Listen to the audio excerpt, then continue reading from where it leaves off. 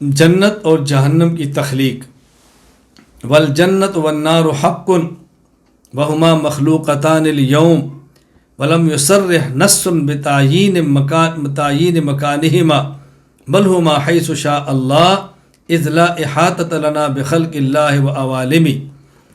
جنت اور جہنم برحق ہے، ثابت ہے، ان دونوں کو پیدا کر دیا گیا ہے، یہ آج بھی پیدا ہو چکی ہیں، لیکن آیت یا حدیث میں اس کے مکان کی وضاحت نہیں کہ کس مقام پر جنت ہے، کس مقام پر جہنم ہے، بلکہ بل ہما حیث شاء اللہ، یہ جہاں اللہ نے چاہا وہاں ہے۔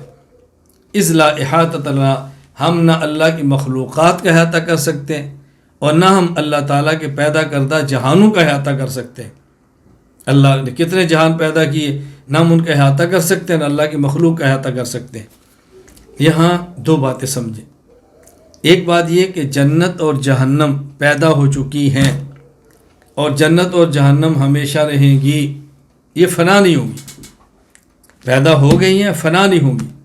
کوئی شخص کہتا ہے قرآن کے اندر آتا ہے کل من علیہا فان ویبقی وجہ ربک ذو الجلال والاکرام، اللہ کی ذات کے علاوہ ہر چیز فنا ہو جائے گی، اور آپ کہتے ہیں جنت جہنم فنا نہیں ہوگی، یہ عقیدہ تو قرآن کے خلاف ہے۔ ہم نے کہا دیوبند کا عقیدہ قرآن کے خلاف ہو کیسے ہو سکتا ہے؟ یہ آپ نے آیت نہیں سمجھی یا دیوبند کا عقیدہ نہیں سمجھا۔ یہ جو ہم نے کہا کل من علیہا فان، اس کا معنی جب یہ کریں گے ہر چیز فنا ہو جائے گی تو اشکال ہوگا کہ جنت اور جہنم فنا نہیں ہوگی۔ اس کا ترجمہ جب یہ کریں گے ہر چیز فنا ہو سکتی ہے، اب اشکال نہیں ہوگا۔ کیوں؟ ہم کہتے ہیں ہر چیز فنا ہو سکتی ہے سوائے اللہ کی ذات کے، وہ فنا نہیں ہو سکتی۔ میں اس کو سمجھانے کے لیے کہا کرتا ہوں، ایک ہوتا ہے فنا امکانی، ایک ہے فنا عملی۔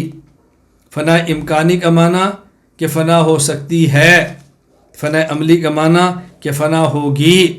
اللہ تعالیٰ کی ذات میں فنا عملی بھی نہیں اور فنا امکانی بھی نہیں، نہ فنا ہو سکتے ہیں نہ فنا ہوں گے۔ اور جنت اور جہنم ان میں فنا امکانی ہے، فنا عملی نہیں، یعنی فنا ہو تو سکتے ہیں لیکن فنا ہوں گے نہیں۔ اس لیے اللہ تعالیٰ کی ذات کا معاملہ الگ ہے اور ہمارا عقیدہ اس آیت کے خلاف نہیں ہے۔ یہ بات اچھی طرح ذہن نشین فرما لیں، کبھی بھی الجھن کے اندر مبتلا نہیں ہونا۔ والجنت والنار حق۔ دوسری بات میں نے شروع میں کہا تھا، حضرت شاہ ولی اللہ رحمہ اللہ فرماتے ہیں ان للعالم ثانیا قدیما، وہاں میں نے یہ بات کی تھی کہ جہان چار قسم کے ہیں، عالم برزخ، عالم ارواح، عالم دنیا، عالم برزخ اور عالم آخرت۔ اور یہاں شاہ صاحب فرما رہے ہیں کہ ہمارے علم میں نہیں کہ عالم کتنے ہیں، تو پھر آپ نے چار کیسے کہہ دیے؟ اور شاہ ولی اللہ فرماتے ہیں اذ لا احاطۃ لنا بخلق اللہ وعوالم، ہم اللہ کی مخلوقات اور اللہ کے جہانوں کا احاطہ نہیں کر سکتے، کتنے ہیں؟ تو تم نے چار کیسے کہہ دیے؟ میں نے اسی وجہ سے وہاں گزارش کی تھی، انسانوں کے تعلق کے اعتبار سے جہان چار ہیں، یعنی وہ جہان جس سے انسان کا واسطہ پڑا ہے وہ چار ہیں، عالم ارواح، عالم دنیا، عالم برزخ، عالم آخرت۔ باقی جہان کل کتنے ہیں ہم اس کا احاطہ نہیں کر سکتے۔